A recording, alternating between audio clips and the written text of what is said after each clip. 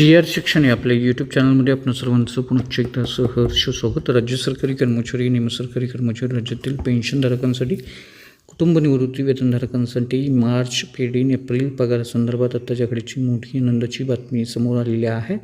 हे 3 लाभ अनुज्ञेय करण्यासंदर्भात अतिशय महत्त्वपूर्ण असे शासन निर्णय निर्गमित करण्यात आलेले आहेत. कोणते ते लाभ आहेत, कोणत्या सरकारी कर्मचाऱ्यांना, कोणत्या विभागातील पेन्शनधारकांसाठी, कुटुंब निवृत्ती वेतनधारकांसाठी त्यांना लाभ मिळणार आहे, या संदर्भातील सविस्तर माहिती देणारा हा व्हिडिओ पाहण्यापूर्वी नेहमीप्रमाणे आपल्या सर्वांना एकच विनंती, व्हिडिओ शेवटपर्यंत पाहावा आणि आपण जर आमच्या चॅनलवर नवीन असाल तर चॅनलला जरूर सबस्क्राईब करा, समोरील बेल आयकॉनला सुद्धा क्लिक करा, जेणेकरून महत्त्वपूर्ण शासन निर्णय, कर्मचारी, पेन्शनधारक, कुटुंब निवृत्ती वेतनधारकांच्या विषयीच्या महत्त्वपूर्ण अपडेट्स आपल्याला आपल्या यूट्यूब चॅनलवरती सर्वात अगोदर पाहाव्यास मिळेल. जसे की आपण स्क्रीनवर पाहताय, महाराष्ट्र शासनाचा 10 मार्च 2026 रोजीचा हा महत्त्वपूर्ण शासन निर्णय निर्गमित झालेला आहे. महाराष्ट्र विनियोजन अधिनियम 2025च्या अनुषंगानं 2025-26चा अनुदान वितरण करण्यासंदर्भातला म्हणजेच मार्च पेड इन एप्रिल पगार पेन्शन संदर्भातला हा महत्त्वपूर्ण शासन निर्णय आहे. यापूर्वीच 25 फेब्रुवारी 2026 रोजी महाराष्ट्र शासनाच्या वित्त विभागानं महागाई भत्ता वाढीसंदर्भात अतिशय महत्त्वपूर्ण असा शासन निर्णय निर्गमित केलेला आहे. यानुसार 55% वरून 3% महागाई भत्ता वाढवण्यात आलेला आहे आणि तो 58% करण्यात आलेला आहे. मात्र जुलै ते ऑक्टोबरपर्यंतची थकबाकी जी आहे ती प्रलंबित होती आणि ती थकबाकी जी आहे ती मार्च पेड इन एप्रिल पगार पेन्शन सोबत दिली जाणार आहे. गुढीपाडव्याच्या पार्श्वभूमीवरती ही थकबाकी जी आहे ती कर्मचाऱ्यांना मिळणार आहे.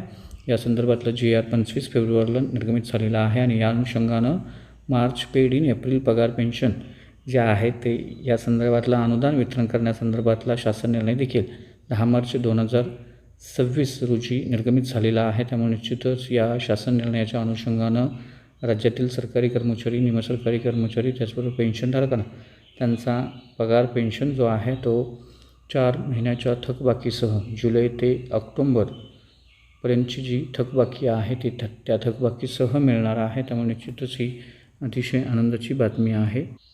समोर आपण स्क्रीनवर पाहू शकता, माहे जुलै 2025 ते ऑक्टोबर 2025 या कालावधीतील थकबाकी मार्च 2026 या महिन्यात रोखीनं अदा करण्यासंदर्भातल्या सूचना या अगोदरच्या GRमध्ये देण्यात आलेल्या आहेत. उर्वरित कालावधीतील थकबाकी संदर्भातले आदेश मात्र जे आहेत ते स्वतंत्रपणे निर्गमित करण्यात येणार आहेत. म्हणजेच नोव्हेंबर, डिसेंबर, जानेवारी या 3 महिन्याचे आदेश जे आहेत थकबाकीचे ते त्या संदर्भातले आदेश स्वतंत्रपणे निर्गमित करण्यात येणार आहे. त्यामुळं 4 महिन्याची थकबाकी जी आहे ती आता सरकारी कर्मचारी, पेन्शनधारक, कुटुंब निवृत्ती वेतनधारकांना त्यांच्या मार्च पगार पेन्शनमध्ये मिळणार आहे.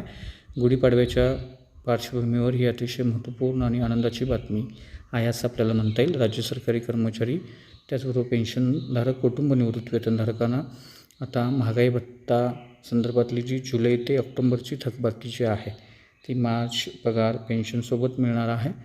तर ही होती महत्त्वपूर्ण आणि आनंदाची बातमी. अशाच महत्त्वपूर्ण बातम्यांच्यासाठी, रोजच्या महत्त्वपूर्ण शासन निर्णयासाठी चॅनलला जरूर सबस्क्राईब करा. व्हिडिओ आवडल्यास लाईक करा, शेअर करा, आपले काही प्रश्न नक्की कमेंट करा. धन्यवाद.